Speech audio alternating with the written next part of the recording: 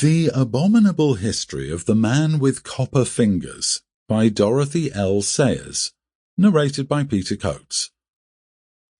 The Egotists Club is one of the most genial places in London.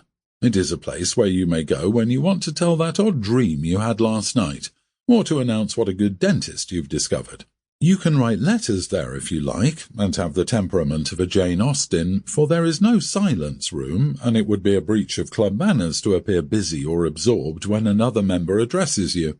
You must not mention golf or fish, however, and if the Honourable Freddie Arbuthnot's motion is carried at the next committee meeting, and opinion so far appears very favourable, you will not be allowed to mention wireless either. As Lord Peter Wimsey said when the matter was mooted the other day in the smoking room, those are things you can talk about anywhere. Otherwise, the club is not specially exclusive. Nobody is ineligible per se, except strong, silent men.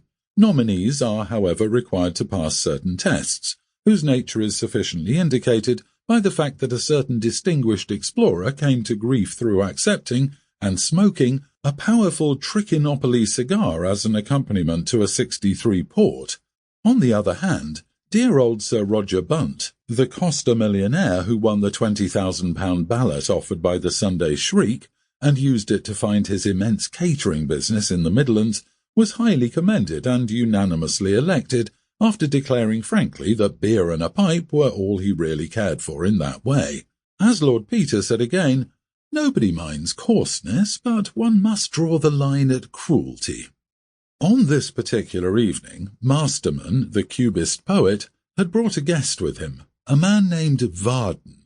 Varden had started life as a professional athlete, but a strained heart had obliged him to cut short a brilliant career and turn his handsome face and remarkably beautiful body to account in the service of the cinema screen. He had come to London from Los Angeles to stimulate publicity for his great new film, Marathon, and turned out to be quite a pleasant, unspoiled person, greatly to the relief of the club, since Masterman's guests were apt to be something of a toss-up.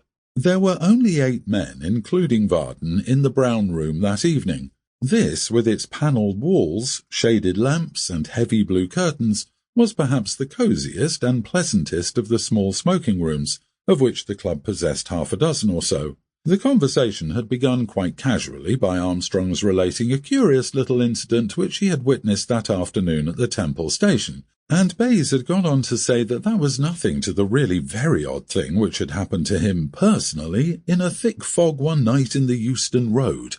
Masterman said that the... Sample complete. Ready to continue?